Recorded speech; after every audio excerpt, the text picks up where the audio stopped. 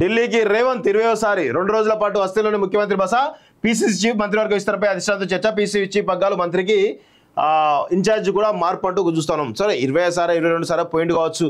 మరి మీ అయ్యా కేసీఆర్ ఎవరైతే ఉన్నారో, ఈ దొంగ కేసీఆర్ ఎవరు ఉన్నారో, ఆయన ఫామ్ హౌస్లో పడుకున్నారు కదా, అసలు ఈ 6 నెలల నుంచి ఎక్కడ పోయిండు కేసీఆర్? ఉన్నాడా పోయిండా?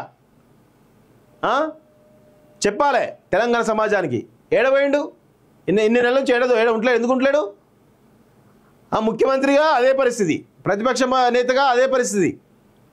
ఆయన ఏదో పనిదో పోతాడు, తప్పేమున్నది? మీరు ఆయన 20 సార్లు పోయింది మీరు అంటున్నారు, మేమేమంటున్నాం?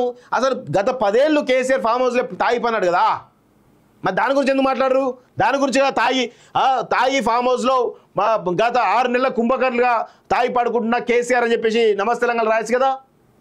మేము రాస్తాం, మీరు రాకపోతే నమస్తే తెలంగాణనే ఇక్కడనే రాస్తాం. ఇగో తాగి పడుకున్న కేసీఆర్ అంటూ రాద్దాం ఒక దగ్గర, అట్లా వెళ్తుంది మనకి క్లియర్గా. ఇక్కడ రాస్తా చూడండి. ఇగో గత 6 నెలలుగా కుంభకర్ణ తాగి నిద్రపోతున్న కచరా. ఇగో ఇది నమస్తే తెలంగాణ రాయి రుద్దాం. మీరు రాకపోతే మేము రాస్తాం. గత 6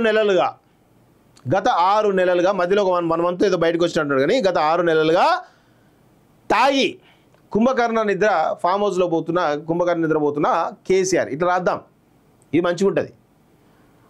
ఆయన ఏదో వాళ్ళ అవసరాల గురించి పోతాడు, తప్పేమున్నది? సీఎం శాఖలో పదోన్నతుల అర్రాస్, ఎస్సీ గురుకులాల సొసైటీలో చేతులు మారిన కోట్లు, డిఎల్ ప్రిన్సిపల్ ప్రమోషన్లు, బదిలీలు అక్రమాలంటూ ఒకటి చూస్తా ఉన్నాం. అన్నీ ఉత్తమ ముచ్చట్లే అన్నీ. నెక్స్ట్ ఇగో కొండారెడ్డిపల్లిలో గుండారాజ్ పోలీస్ స్టేషన్లో జల్లి సరిత కంటతడి విజయారెడ్డి. వీళ్ళని ఎవ్వరు కూడా కనీసం తాకనోడు తాకలేండి. వీళ్ళే అత్యుత్సాహంతో ఏడుస్తున్నారు, వీళ్ళంత పెడబోలు పెడుతున్నారు.